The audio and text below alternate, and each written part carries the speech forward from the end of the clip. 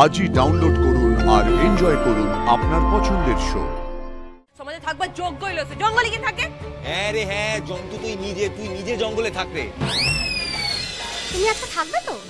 হ্যাঁ, আমি ওই কাল ওই বাবা ভুবনেশ্বরের মন্দিরে পুজোটা দিয়ে তারপরে লাহে যাব। আছি যখন ওই পুজোটা মিস করা যাবে কি? কেন, কালকে কি পুজো আছে? স্পেশাল কিছু? কি গো দাদা, তুমি বলো না রুকো দিদিকে? রানু বৌদি এই না না না না একবার ভুলে গেছি। রুকো দিদি, কাল বাবা ভুবনেশ্বরের মন্দিরে দোয়াত কালী পুজো। কি পুজো পারুল? দোয়াত কালী পুজো। এই গাঁয়ে শুধু এটা হয়। কি হয় জানো তো, নিজের মনের ইচ্ছেটো ওই দোয়াত কালীতে বাবা ভুবনেশ্বরের কাছে আবেদন করে রেখে আসতে হয়। মানে কি আবেদন? মানে ধরো এই তুমি আমাকে নিয়ে কি ভাবো, বা ধরো আমাকে কতটা ভালোবাসো, বা আমার কাছ থেকে কি চাও, এইগুলো ধরো তুমি মুখ ফুটে বলতে পারছো না, তো সেইগুলো তুমি কি করবে, একটা কাগজের মধ্যে দোয়াত কালি দিয়ে লিখে একটা বোতলে ভরে ওই বাবার থামে গিয়ে ওইখানে গাছে বেঁধে দিতে হবে। তাইলে দেখবে ওই চিঠিতে লেখা তোমার মনের ইচ্ছেটা 1 বছরের মধ্যে পূরণ হবেই। ওফ, ইন্টারেস্টিং। এই কিন্তু যদি ওই চিঠি কেউ আগে থেকে খুলে পড়ে নেয় তাহলে তাহলে তো সেই সবটা জেনে যাবে আমার কি ইচ্ছে ছিল, আমি কি লিখেছিলাম। রুকু দিদি, বিশ্বাসে মিলায় চিঠি তর্কে বহুদূর। যদি কেউ পড়ে তাহলে তুমি জানবে সেই তোমার ইচ্ছেটা পূরণ করবে, সে মহাদেবী হোক কিংবা তোমার চিঠি প্রাপক। বলছো? হ দিদি, কতজনের মনের আশা এভাবে পূর্ণ হয়েছে।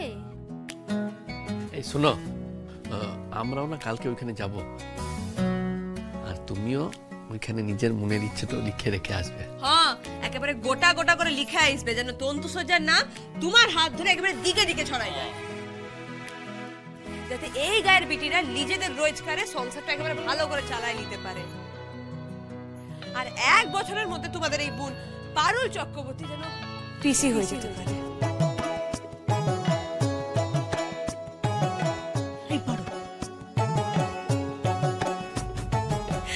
আচ্ছা ঠিক আছে, আমি বরং ঘরকে যাই, তুমি বরং মন দিয়ে লিখো। হ্যাঁ, আর যেটা বললাম সেটা কিন্তু ভুলো নাই। হ্যাঁ, আমিও আসি। হ্যাঁ,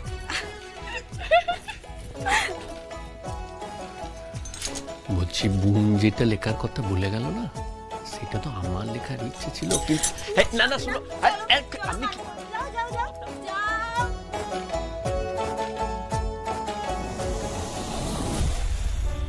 কতদিন পরে এলে গো রায়ন দাদা, ভালো কইছো। শ্বশুর ঘরে থাকো নাই, জামাই মানুষ ভালো দেখাই নাই। শোনো, আমি যেখানে এসছি সেটা যেন কেউ ঘুণ অক্ষরেও টের না পায়। পারুল যদি জিজ্ঞাসা করে চান্দুদাকে বলে দিও অস্বীকার করে যেতে, কেউ যেন খবর না পায়, ঠিক আছে? আচ্ছা, কিন্তু কেনে? ও বুঝেছি, তোমার সাথে পারুল দিদির মান অভিমান চলছে, তাই না? আমি একটা কথা বলি শোনো, রাগ না একদিনের বেশি রাখতে লাই। এ কেমন কথা বলো দেখিনি, দুজনে এক গায়ে থাকবে, একসাথে থাকবে লাই, একে অপরকে জানতে দিবে লাই। তার চেয়ে কাল সকালে তোমার চাঁদুদাকে বলে পারুলকে এইখানে ডেকে। খবরদার না, এই আমার ব্যাপারে একদম ঢুকবে না। আমার এখানে এসে থাকার কথা যদি পারুলের কানে গেছে না, আমি কিন্তু স্ট্রেট দাদুকে কমপ্লেন করব যে তোমরা বাড়িটা দেখে রাখছো না। আপনার আশুতোষ বসু তোমাদেরকে ট্যাবলেটের মতো চিবিয়ে খাবে। না না, আমি কাউকে বলতে যাবো লাই, তোমাদের ব্যাপার তোমরা বুঝো। একটা ছোট মুখে বড় কথা বলবো, পারুল দিদির মতো বউ কিন্তু কপাল করলে পাওয়া যায়। আগের জন্মে অনেক তপস্যা করেছিলে, বুঝলে, তবে অমন মানুষের সঙ্গে তোমার বিয়েটা হয়েছে। মা, ও মা, হ্যাঁ এসে গেছিস? হ্যাঁ, বলছি এগুলো কি বটে? কাল দোয়াত কালীর পুজোতে বাবা ভুবনেশ্বরকে সবাই চিঠি দেয়, আর তুই বাঁকুড়ায় এত বড় একটা কলেজ খুলেছিস, সেই জন্য গায়ের লোকজন তোকে চিঠি দিয়ে গেছে ধন্যবাদ জানাতে।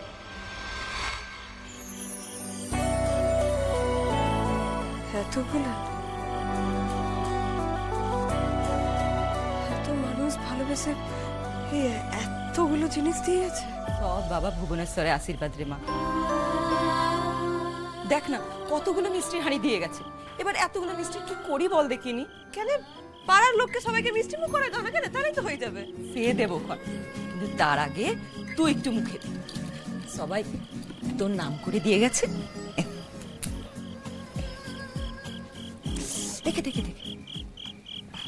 বলছি বাবা কোথায় গো মা? আসা থেকে তো একবার দেখতে পেলাম না।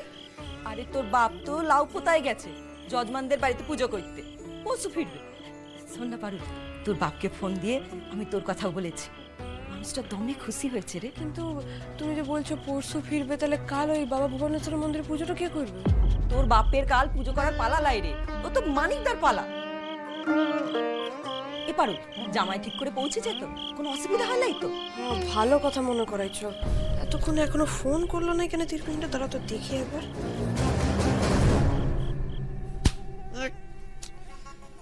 ন্যাড়াগোলের মশাগুলো না খিটকে, এরা দাদুর মতো। আরে ও চাদুদা, আরে কখন বলেছিলাম মশার কয়েল দিতে, আনো। এ তো কামড়ে কামড়ে শেষ করে দিচ্ছে আমাকে।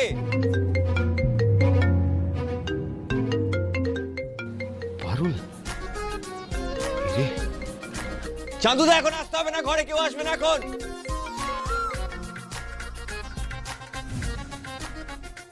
বল। কিরে বাড়ি পৌঁছেছিস? আপডেট দিসলাই যে? কেন তুই আমার মা নাকি? হ্যাঁ, কখন ঢুকবো না ঢুকবো সব কি আপডেট তোকে দিতে হবে নাকি? তোর আপডেটের লিগে না আমি ফোনটা করি নাই। বৌদিকে ফোনে পাচ্ছিলাম নাই, তাই তোকে ফোনটা দিয়েছি। বৌদিকে ফোনটা দে। রে বৌদি তো কলকাতার বসুবাড়িতে, সেখান থেকে ন্যাড়াগলের বসুবাড়িতে আনবো কি করে? আচ্ছা মুসকে তো, কিরে দে ফোনটা। এই সবসময় কেন বিরক্ত করিস আমাকে? তুই তো চাকর নাকি? তুই ফোন করবি আর আমাকে ডেকে দিতে হবে? আর কোনো কি কাজ নেই নাকি আমার? এই তিরপিনে, তুই কাজ নেই ভাবে কথা বলছিস? হ্যাঁ, কিসের মেজাজ দেখাচ্ছিস তুই? কি এমন রাজকাজ করছিস? হ্যাঁ শোন, আমি যেই কাজেই থাকি না কেন তোকে কৈফিয়ত দেবো কেন? কৈফত? কৈফত নয় রে, এটাকে ভদ্রতা বলে। ভদ্রতা বলে তো কিছু শেখাই নাই। হ্যাঁ রে, তুই তো ভদ্রতার একেবারে দেবী রে। আর তুই না অসামাজিক বটিস। তোমাদের থাকবার যোগ্য হইলো, জঙ্গলে কি থাকে? হ্যাঁ রে হ্যাঁ, জন্তু তুই নিজে জঙ্গলে থাক রে। তুই জন্তু বলে বাকিদের জন্তু ভাবছিস নাকি রে? আর সেই জন্তুর কাছে না তুমি এই কম্পিটিশনে হেরে গেছো, সেটা মাথায় রাখবে। এ তুই ভাগ তো, ভাগ, রাখ রাখ। এই তিরপিনে, আমি কেন রাখতে হবে? তুই রাখ। ভাগ, তুই রাখ। তুই ভাগ। হাত যে মুখ ভেঙে দিতে হয়। কি পারু, কি মুখে ভাষা তুই রে? তুই আবার ঝগড়া করছিস জামাইয়ের সাথে? কিভাবে কেউ কথা বলে? ছি ছি ছি ছি ছি। হ্যাঁ, আর তোমার জামাই তো একেবারে ধোয়া তুলসী পাতা বটে, একেবারে পূজা করবার মতো মানুষ বটে। আর তোমার বিটি তো খারাপ, সেই লিগে এমন করে কথা বলে। তার জ্বালায় রাখাই দিল একেবারে। আচ্ছা আচ্ছা ঠিক আছে, শান্ত শান্ত। তুই আমার উপর কেন চটপাট করছিস? তোরা কি যে করিস না? ছাড়ো ওসব কথা ছাড়ো, ওকে নিয়ে ভেবে লাভ নাই। বরং কাল ওই বাবা ভুবনেশ্বরের মন্দিরে ওই চিঠিটা লিখতে হবে না, ওটা বরং লিখি। এ পারু, আমাকে একটা খাতা পেন দিবি মা? হ্যাঁ, এই তো লাও না কেন। তুমিও কি আজই লিখবে নাকি? হ্যাঁ, আমিও লিখবো। লিখে নি আমি বরং।